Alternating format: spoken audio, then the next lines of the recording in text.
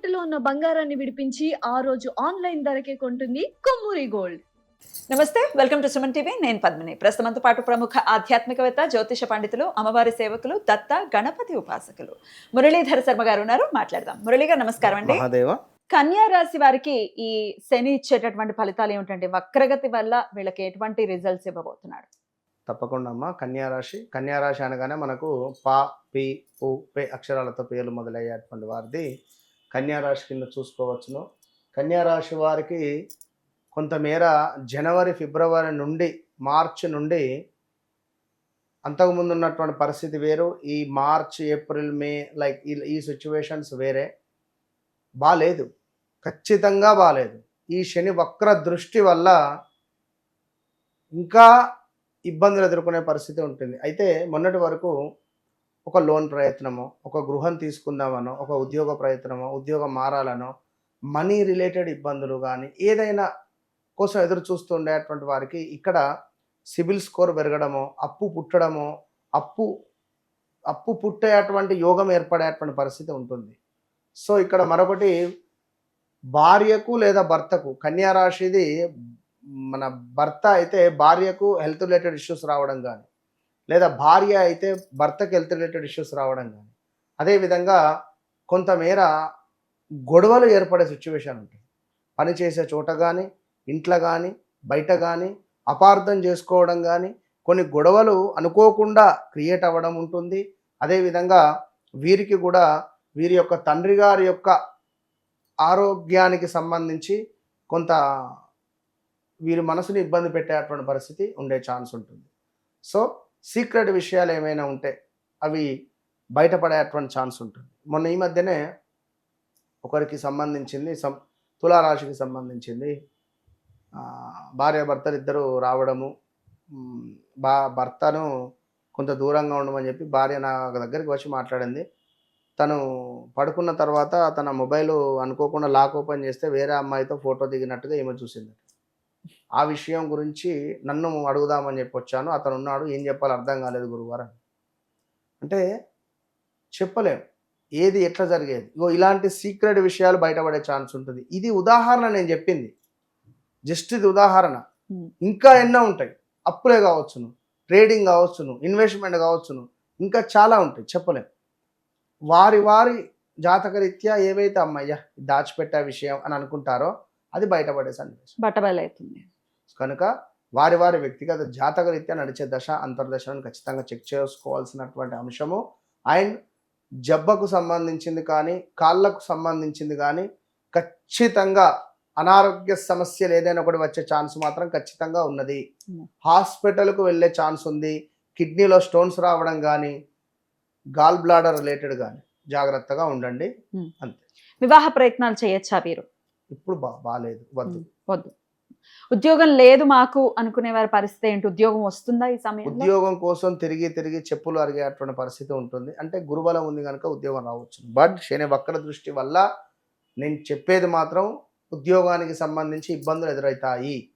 ఉద్యోగంలో వీరిపై 100 మంది ఇట్లా చూపు ఉంది. వీరి యొక్క హావభావాల లేదా వీరి యొక్క యాటిట్యూడ్ అనేది తెలియదు, కానీ వీని తీసేయాలని కానీ, వీని జరపాలని కానీ, లేదా వీని మీద ఏమైనా అభండం మోపాలని కానీ సంథింగ్ రాంగ్, అంతే, ఏదో జరగబోతుంది. అయితే ఇటువంటి ప్రతికూల పరిస్థితుల నుంచి అధిగమించాలి అని అంటే శనికి సంబంధించి ఎటువంటి పరిహారాలు చేసుకోవాలి మురళి గారు? ఇక్కడ ఈ రాశి ఆ రాశి అనేటువంటిది కాకుండా ద్వాదశ రాశులలో మనకు శనేశ్వరునికి సంబంధించినటువంటి ఒక వక్ర దృష్టి అనేటువంటిది, వక్ర దృష్టి అనగానే కేవలం మనకు వెనక భావము అంటే clockwise, anti clockwise అనేటువంటిదే కాకుండా ఒక బంతి అనేటువంటిది నేల మీద కొడితే అది ఎంత ఫాస్ట్గా కిందికి వెళ్ళి అంతకంటే డబల్గా పైకి వస్తుంది. కనుక శనేశ్వరుడు ఉన్నటువంటి భావం నుండి వెనక భావాన్ని ఏ విధంగానైతే చూస్తున్నాడో అంతే ఫాస్ట్గా దాని ముందు భావాన్ని కూడా చూస్తాడు. సో ఉదాహరణకు ఇప్పుడు ధనస్సు అనుకుంటే, ధనస్సు వారికి 4వ భావంలో ఉన్నాడు. 4వ భావం నుండి 3వ భావాన్ని చూస్తూ ఎట్ ద సేమ్ టైం పంచమ భావాన్ని కూడా చూస్తాడు.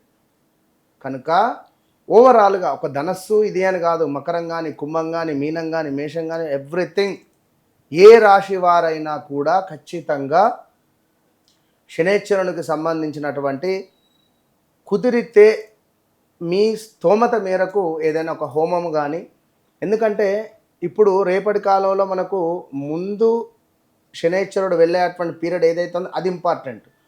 వక్ర దృష్టి అనేది మనకు ఈ యొక్క జూలై 27 నుండి డిసెంబర్ 11 వరకే ఉంటున్నది. ఇందులో చివరి 2 నెలలు చాలా డేంజర్ జోన్లో ఉంటుంది ఖచ్చితంగా.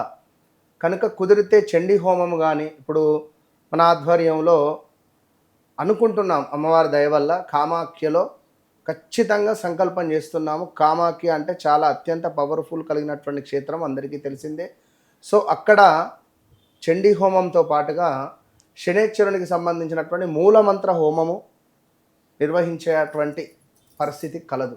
కనుక ఇట్టి సుందరమైనటువంటిది అంటున్న సువర్ణ అవకాశం కాదు ఇది, సుందరమైనటువంటి అవకాశంలో అందరూ పాల్గొనేటువంటి విధంగా, ఇప్పుడు మీరు నేను అనేటువంటిది కాకుండా సర్వదర్శనం ఏ విధంగా ఉంటుందో ఆ విధంగా అందరికీ, మధ్యతరగతి వారికి, ఉన్నవారికి, లేని వారికి అందరికీ ఒకటే బడ్జెట్, అందరూ పెట్టుకునేటువంటి బడ్జెట్. ఒక చిన్న ఫంక్షన్ చేస్తే ఎన్నో వేలు ఖర్చు పెట్టుకుంటున్నారు. అందులో సగం కూడా కాదు మనం చేసేటువంటి బడ్జెట్. కనుక మీ గోత్రనామాల మీద చేసుకోవడానికి మీరు సిద్ధమా అనేది మీరు గుర్తుంచుకోండి. ఎందుకంటే ఎన్ని రోజులు ఇదే విధంగా ఈ యొక్క కర్మలను అనుభవిస్తూ ఉంటారు. ఖచ్చితంగా ఏదో ఒకటి, ఇప్పుడు లక్షకు ₹1 తక్కువైనా కూడా దాని లక్ష అన్నారు. కనుక చెప్పలేము, ఒకవేళ మీ యొక్క కర్మ అనేటువంటిది అక్కడ సిద్ధించవచ్చు. ఆ రూపాయి నేను కావచ్చు, ఒకవేళ చెప్పలేం కదా. లక్షకు ఆ ₹1 ఏ విధంగానైతే చేరిస్తే బ్యాలెన్స్ అవుతుందో, సో మీ కర్మకు ఒకవేళ కామాఖ్య అమ్మవారి యొక్క అనుగ్రహం తోడైతే రాబోయే రోజులలో విజయం మీదే. కనుక రాలేని వారు ఈ యొక్క రావి చెట్టు కింద దీపారాధన కావచ్చును, నల్ల నువ్వులు దానం కావచ్చును. ఇక్కడ 5 రాశులకు మాత్రం చాలా ఇబ్బంది, డేంజర్ జోన్లో ఉన్నారు. ఆ 5 రాశులలో మొట్టమొదటిది మేషరాశి, రెండవది వచ్చేసి కర్కాటక రాశి, మూడవది వచ్చేసి కన్యా రాశి, నాలుగవది వచ్చేసి ధనస్సు రాశి, ఐదవది వచ్చేసి మనకు కుంభరాశి. రాహుపై శని దృష్టి ఉండడం ద్వారా సడన్ డెత్స్ జరుగుతాయి. So be careful. తప్పకుండా ఈ యొక్క శని వక్ర దృష్టి, మంచి యోగాన్ని మీకు కావాలి అని అనుకునేటువంటి వారు కామాఖ్య అమ్మవారి యొక్క అనుగ్రహాన్ని పొందండి. లేదు అని అనుకునేవారు బ్రాహ్మణుని ఇంటికి పిలుచుకొని నల్ల నువ్వులు దానంగా ఇవ్వండి, లేదా ఏదైనా దేవాలయానికైనా వెళ్ళి ఇవ్వండి. రైట్, చాలా చక్కగా వివరించారండి. కృతజ్ఞతలు. నమస్కారం అండి. మహాదేవ.